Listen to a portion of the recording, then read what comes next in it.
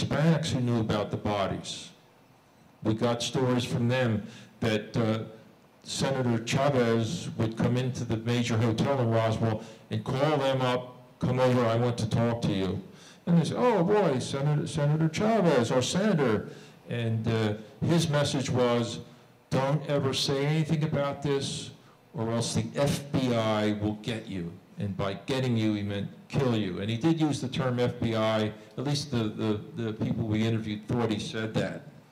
But whether it was the FBI or another outfit, we don't know. But he said, don't talk, the FBI will get you. All this over a weather balloon. Now, Walter Haut, base public information officer, all he ever talked about was he delivered the press release, the first press release. Now, we knew he was very close to the base commander, Butch Blanchard, Colonel William Blanchard. It stood to reason that he had to know more about what went on. He had to know more than just the press release. Now he said, no, that's all I know. I mean, you mean you weren't curious as to what was going on at the base? Well, you know how it is. You're busy and blah, blah, blah, blah. So over the years, he mellowed a bit, and he got to the point where groups would come into the museum in Roswell. Here's Walter Haut, early 2000, 2003, somewhere about there. He died in December of '05.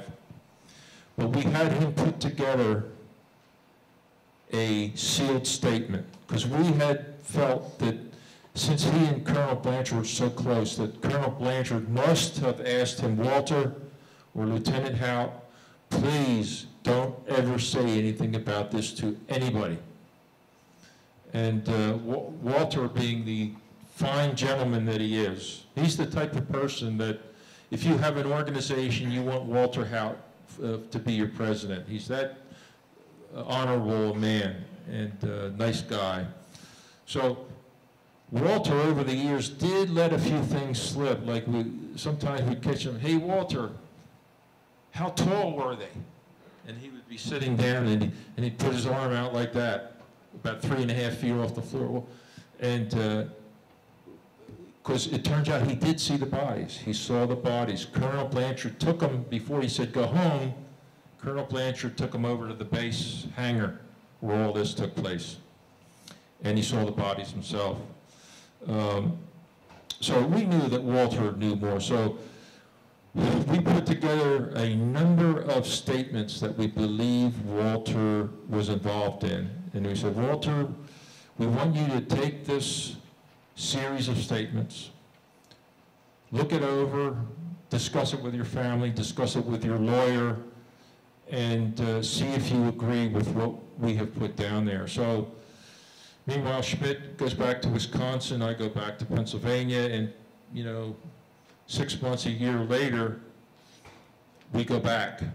And Walter had said, yes, I agree with everything that's on there. He had the opportunity to change it, delete it, anything he wanted to do with it. And so he signed a sealed statement that confirmed that the cover-up was orchestrated by Washington. It was not a local mistake by Colonel Blanchard. He confirmed that he had seen the bodies in the hangar, that there was a cover-up, that General Ramey had flown in from Fort Worth for the morning meeting at the time, a whole list of things. And this was in our book, our 2007 book, Witness to Roswell.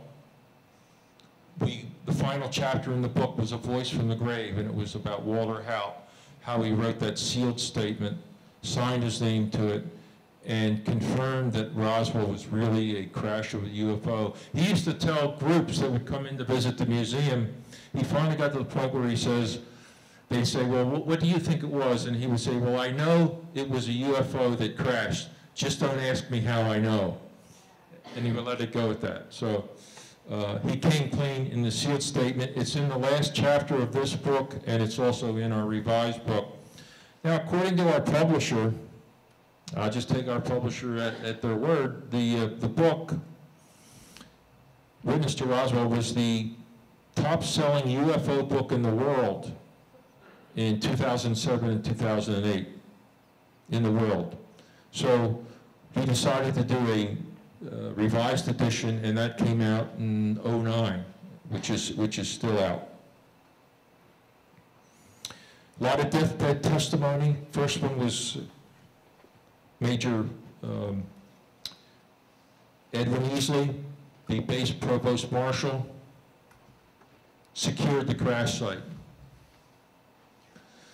And never, when Kevin Randle interviewed him on audio tape, you can hear Colonel Easley saying, "I can't talk about it, I'm sworn to secrecy." Every question that Kevin asked him, "I'm sworn to secrecy, I can't talk about it." Well, finally, Kevin, out of desperation, he says, "Well, can you tell us if we're going down the right path?" And Colonel Easley says, "Well, what do you mean? What path are you talking about?" And he says, "Well, the UFO path," thinking this is a crashed UFO. So Colonel Easley, there's a pause, and he says, "Well, let me tell you, that's not the wrong path." And that's all he would tell Kevin.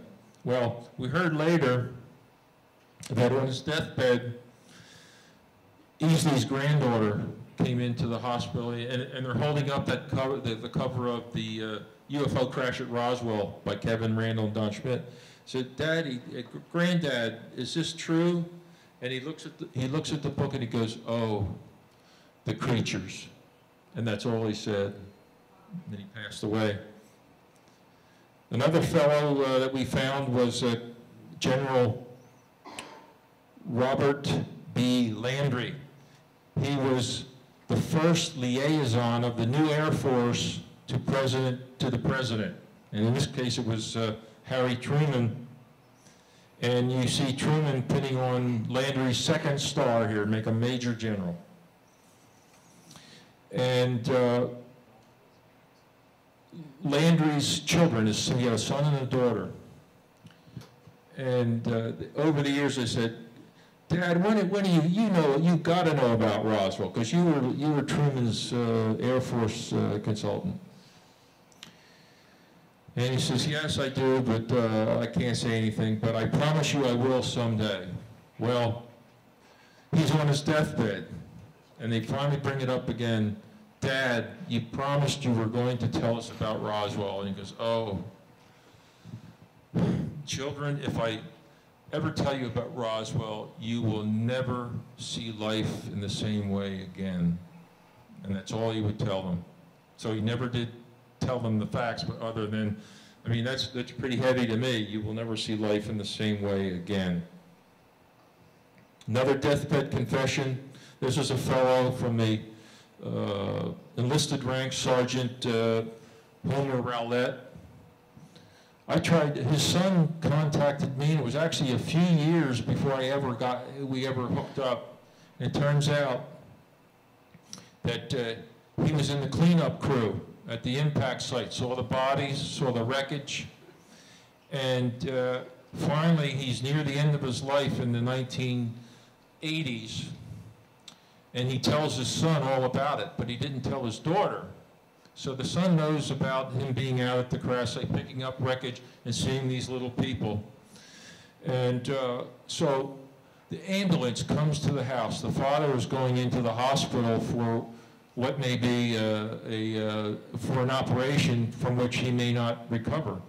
So before the ambulance is outside, and he calls his daughter over. He says, so she thinks, oh, he's going to give me his last word. Well, he says, sweetheart, I was at Roswell in 1947, and I saw everything. I saw the bodies, I saw the wreckage. Your brother will tell you all about it. Now, what sort of person is it that he's dying, and the last thing he wants to talk about is Roswell to his child?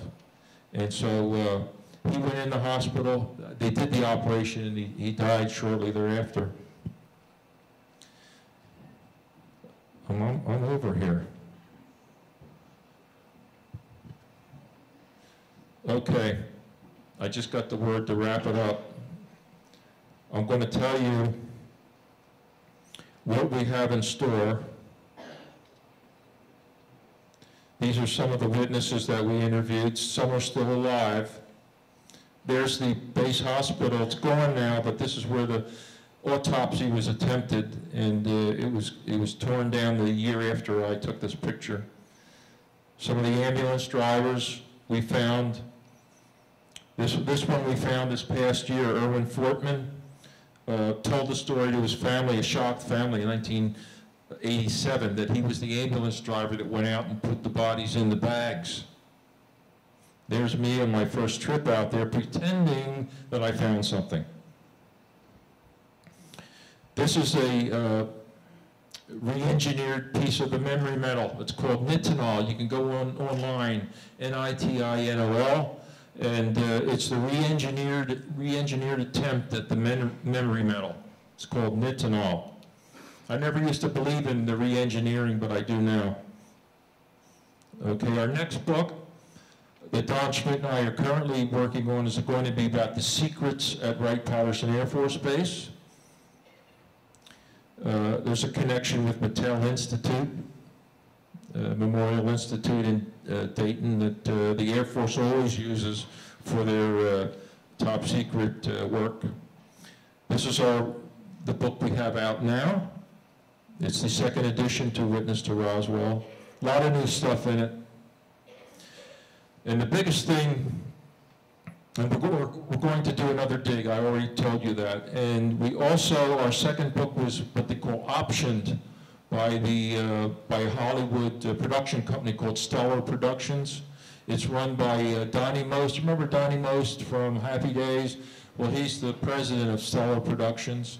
And his screenwriter is a fellow by the name of Bryce Zabel, who did the miniseries Dark Skies and a few others. So they optioned our book. Bryce Zabel is writing the script, and they already have a title for the movie. It's called Magic Men. That's us. And it's more about the investigation than, you know, say a crash and the aliens running around. It's more about what I told you this morning of how the investigation has really cracked this case, and we're looking forward to when this movie actually will hit the screen. So you're up to date on where the case is now, and I hope you have a better perspective as to how it has evolved over the years. And I thank you for your kind attention, and it's been my pleasure.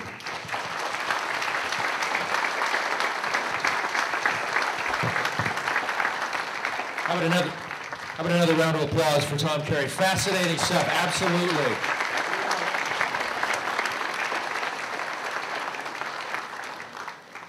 Before we break, we're going to take a short break and then reconvene about 1:15. But we do have 3 of Tom's books. We're going to pick 3 people, and he'll autograph them for you, and you can take that and check it out as we take our break here at lunchtime. All right, so first.